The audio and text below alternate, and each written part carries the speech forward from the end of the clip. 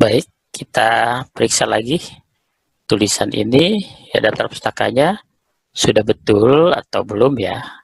Dari tadi kita sudah menulis ya dari awal, sekarang kita periksa.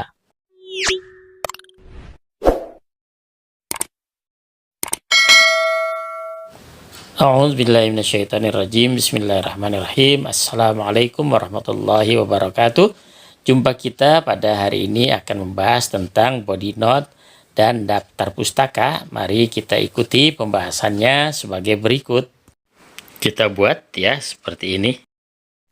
Kemudian kita lihat dulu sumber-sumbernya, di mana saja ada sumber-sumber tersebut. Salah satunya ini dari internet, ada 2 sumber yang saya ambil. Ini sebagai percobaan saja. Sekarang kita kembali ke reference. Jadi kita klik reference untuk menulis catatan kakinya. Ada footnote dan ada body note. Kali ini kita belajar tentang menulis body note terlebih dulu. Diklik saja di sini. Di sini ada pilihan, ada buku, ada yang lain-lain, ada seni, bisa dijadikan sebagai body note ya. Kita ke buku saja dulu ya, ke buku. Ini sudah tertulis buku ya. Pengarangnya adalah Ahmad Muttaqillah. Kemudian judul Bahasaku Bahasa Indonesia tahun 2014. Kemudian kotanya Tangerang dan penerbitnya Wafi Media Tama. Klik OK ya, Muttaqillah 2014. Kemudian ada satu lagi yang harus kita tulis di sini. Ini diambil dari internet. Nah, lihat berkaitan dengan paragraf eksposisi adalah pengarangnya di sini Siti Nurdianti. Webnya adalah IDN Times. Ya, kemudian judulnya adalah Sejarah Penemuan Angka 0 ya. Jadi kita klik reference, add new source ya. Ini bukan buku tapi website ya. Berarti kita cari yang website yang ini ya. Penulisnya Siti Nurdianti. Kemudian tadi nama webnya adalah IDN Time. Kita tulis saja seperti ini apa adanya. Kemudian di sini name website ya. Sejarah Penemuan Angka 0. Kita kembali lagi ke bagian yang akan kita jadikan body note atau catatan badan. Nanti akan bisa dicari tahunnya 2020. Coba cek betul tahun 2020. Kita cek tahunnya ya 2020. Tanggal 20 Mei. Klik di sini. Kembali yang akan kita jadikan itu. Bulannya bulan Mei. Mei-nya Indonesia saja ya. Tanggalnya 20. URL-nya kita lihat. Bisa langsung kita copy yang di sini ya. Ini di copy saja. Ctrl C, kemudian kita tempel. Kita tempel di sini. Nah, ini ada contohnya seperti ini. Oke, klik OK ya. Ya, seperti ini bentuknya ya. Wujudnya seperti itu. Langsung kita cari lagi yang akan kita jadikan catatan badan. Sama ini kita klik di sini. Kita lanjutkan. Di situ berupa buku. Bukunya adalah tentang ilmu bahasa Indonesia. Nulisnya M. Ramlan. Judulnya Ilmu Bahasa Indonesia. Tahunnya, kotanya Jakarta. Penerbitnya Balai Pustaka. Klik OK saja di sini. Ya, seperti itu. Lalu di sini ada lagi yang harus kita jadikan referensi lagi. Kita klik yang ini saja. Kita lanjutkan. Diambil dari website. Kita lihat di sini websitenya berkaitan dengan paragraf deduktif dan induktif. Ya, di sini judulnya paragraf deduktif dan induktif diambil dari Kuiper ya. Karena di sini tidak ada penulisnya ya, penulisnya tidak ditemukan. Jadi di sini Kuiper saja berarti di sini kita tulis ya. Kemudian namanya paragraf deduktif dan induktif, pengertian dan contoh-contohnya. Paragraf induktif dan deduktif, pengertian serta contoh-contohnya. Websitenya masih Kuiper ya. Tahunnya 2020 atau tahun berapa kita lihat dulu. Tahunnya, tahun terbitnya. Situ ada tulisannya ya. 16 Oktober 2020. Berarti 2020 Oktober tanggalnya 16. Nah, tinggal URL-nya. Kita lihat Kita klik saja di sini, ini saya klik saja di situ, ya, copy, kita tempel di sini. Ya, jadi semua. Lalu sekarang kita tinggal membuat daftar pustakanya. Kita klik, ya ini yang bibliografi ya. Kita klik bibliografi di sini, kita taruh kursor kita di bawah sini ya. Kursor kita taruh, kita letakkan di bawah. Lalu bibliografinya kita klik saja. Yang ini yang atas kita klik ya. Kita lihat seperti apa. Nah, seperti ini. Kita ganti di sini daftar pustaka saja. Daftar pustaka. Begitu. Dan kita ketengahkan saja dan kita hitamkan. Nah, seperti ini tata cara membuat catatan badan. Baik, kita periksa lagi tulisan ini, ya, daftar pustakanya sudah betul atau belum ya. Dari tadi kita sudah menulis, sekarang kita periksa. Nah, ini kita perhatikan ada kesalahan tulis. Misalnya ini tulisan Tamgerang, harusnya Tangerang ya.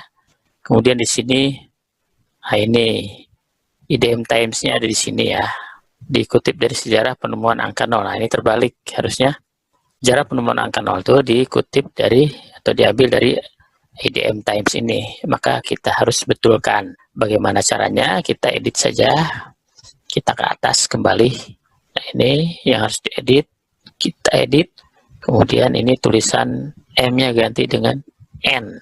Klik OK. Klik yes. Kita lanjutkan ke bawah.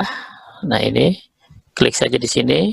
Klik lagi edit ya. Kecuali ini, kalau ini halaman ya. Karena ini kita ambil dari web, maka tidak usah ditulis halamannya. Langsung saja kita edit di sini ya. Nah, ini salah, harusnya berada di sebelah sini. Maka caranya adalah ini kita copy dulu ya. Di-cut saja. Letakkan di sini atau di sini ya. Letakkan saja di sini. Kemudian ini kita ambil, kita cut lagi sampai di situ. Cut saja. Ya, kemudian kita copy saja. Seperti ini. Kemudian kita klik OK. Yes, begitu. Dan kita terus lihat daftar pustakanya belum berubah ya kan, masih seperti tadi. Maka kita update ya. Di sini otomatis ada tulisan update. Klik update, ya, dia akan berubah. Yang awalnya Tamgerang jadi Tangerang. Nah, ini sejarah penemuan angka 0 ya, diambil dari tadi web IDM Times. Saya kira sampai di situ bisa dimengerti ya. Demikian pembelajaran kita tentang body note dan daftar pustaka. Insya Allah di lain waktu kita akan berjumpa lagi. Demikian pada hari ini saya ucapkan wabillahi taufiq wal hidayah. Wassalamualaikum warahmatullahi wabarakatuh.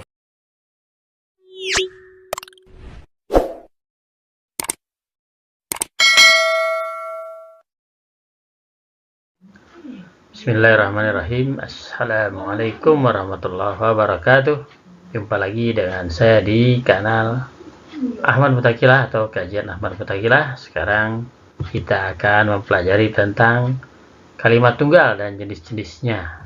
Para pemirsa di mana saja berada, apa yang dimaksud dengan kalimat tunggal? Kalimat tunggal adalah kalimat yang terdiri atas satu pola kalimat, yaitu satu subjek dan satu predikat. Kalimat ini tidak memiliki lebih dari satu klausa. Contoh, Rina membaca, ayah bekerja. Ciri-ciri kalimat tunggal hanya terdiri dari satu subjek dan satu predikat. Tidak memiliki konjungsi atau klausa. Tidak memuat anak kalimat. Seringkali pendek dan langsung ke inti informasi. Jenis kalimat tunggal berdasarkan predikatnya. Kalimat tunggal dibagi menjadi beberapa jenis, berdasarkan jenis kata yang menjadi predikatnya. Pertama, kalimat nominal. Kedua, kalimat verbal. Ketiga, kalimat adjektival. Keempat, kalimat numeralia. Kelima, kalimat preposisional. Selanjutnya, kalimat nominal. Predikatnya berupa kata benda atau nomina. Contoh, ibu seorang guru. Ibu subjek, seorang guru, predikat sebagai nomina. Rumah itu bangunan tua. Yang kedua, kalimat verbal. Predikatnya berupa kata kerja ataupun verba. Contoh, dia makan siang. Makan siang adalah verba atau kata benda. Sinta menulis surat. 3 kalimat adjektifal. Predikatnya berupa kata sifat ataupun adjektiva. Contoh, buku itu tebal. Tebal adalah kata sifat atau adjektiva. Dia rajin. Yang keempat, kalimat numeralia. Predikatnya berupa kata bilangan atau numeralia. Contoh, pesertanya 2 orang. Uangnya Rp5.000. 2 orang dan Rp5.000 adalah kata bilangan atau numeralia. Yang kelima, kalimat preposisional. Predikatnya berupa frasa depan atau preposisi plus nomina. Contoh, ayah di kantor. Buku itu untuk adik. Predikat di kantor dan untuk adik adalah mengandung preposisi atau kata depan, yaitu di dan untuk. Nah, para pemirsa sekalian, kesimpulannya adalah kalimat tunggal memiliki 1 subjek dan 1 predikat. Dibedakan berdasarkan jenis predikat, nominal, verbal, adjektival, numeralia, dan preposisional. Memudahkan pemahaman informasi secara langsung dan ringkas. Nah, para pemirsa sekalian, sekarang kita perhatikan.